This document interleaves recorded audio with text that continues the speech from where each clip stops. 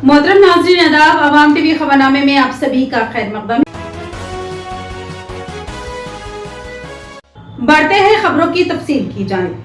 सरकारी दवाखाना निजामाबाद की अब तक सूरत हाल, कई सहूलतों का फकदान, डॉक्टर व तिब्बी अमले की कमी ने सूरत हाल को संगीन बना दिया। मजलिसी कायदीन ने हॉस्पिटल सुपरिटेंडेंट से मुलाकात की और मसाइल की यकसवी का मुतालबा किया।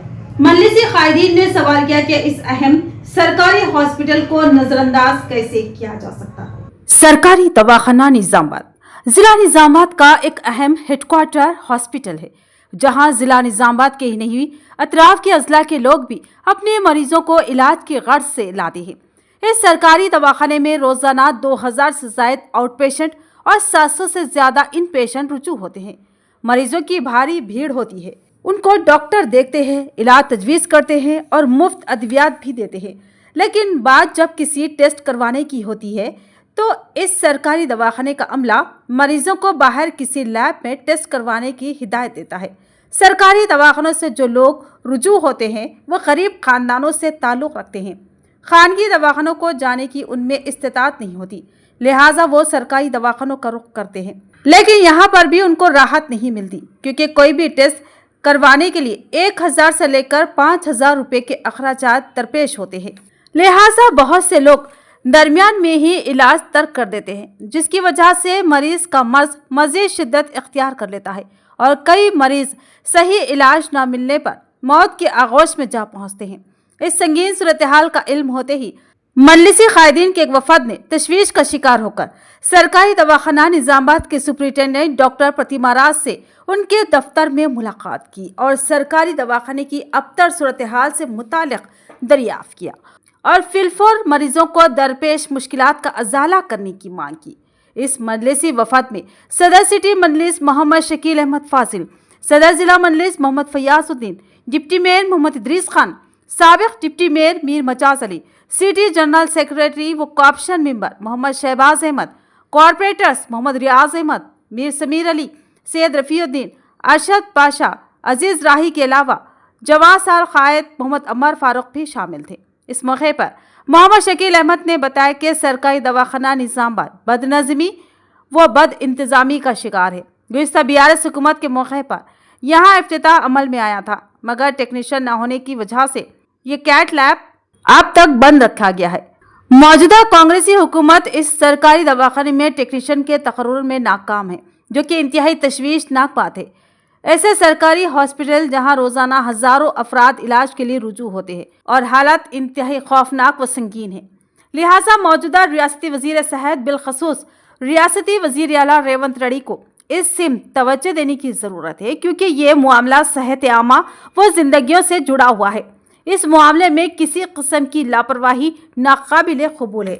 मोहम्मद शकील अहमद ने बताया कि हॉस्पिटल सुपरिटेंडेंट ने डॉक्टर्स व अमले की कमी की भी बात की है, लिहाजा लाजमी है कि रियासती हुकूमत फौरी इस हॉस्पिटल पर खुसूसी तवज्जो मरकूज करे और फौरी डॉक्टर्स और तिब्बी अमले का तकर्रुर अमल में लाए। उन्होंने बताया कि सदर मजलिस बैरिस्टर असदुद्दीन ओवैसी की हिदायत पर इस सरकारी दवाखाना निजामाबाद का जायजा लिया गया है। जल्द ही कायद मुखारिना मजलिस अकबरुद्दीन ओवैसी को यहाँ की तमाम तफसीलात से वाकिफ करवाया जाएगा और इस मामले को असम्बली में उठाने की दरख्वास्त की जाएगी।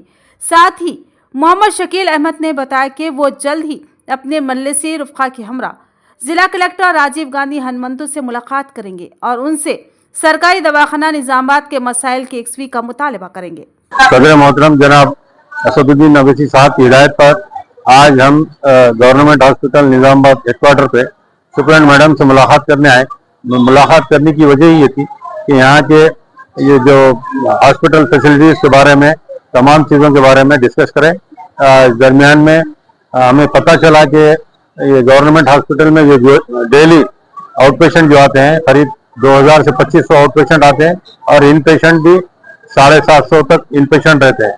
बहरहाल सुपरिटेंडेंट मैडम के कहने पर बहुत सारे इलाज हो रहे हैं, लेकिन यहाँ पर जो गुज़िश्ता गवर्नमेंट जो TRS की गवर्नमेंट थी, वो गवर्नमेंट में हम खुद उस इनाग्रेशन में आए थे, कैथ लैब का इनाग्रेशन करे थे। चीजें लोग एक उम्मीद लेके आते हैं और उनकी जान बचने के लिए डॉक्टर्स और सपोर्टिंग स्टाफ की मदद से ही वो कुछ उनकी जो भी प्रॉब्लम है उसको दूर किया जा सकता है। तो गवर्नमेंट हॉस्पिटल के ताल्लुक से ईगो ना आए कांग्रेस गवर्नमेंट, और अपना फर्ज समझते हुए यहाँ भी जो भी रिक्वायरमेंट है उसको फुलफिल करे।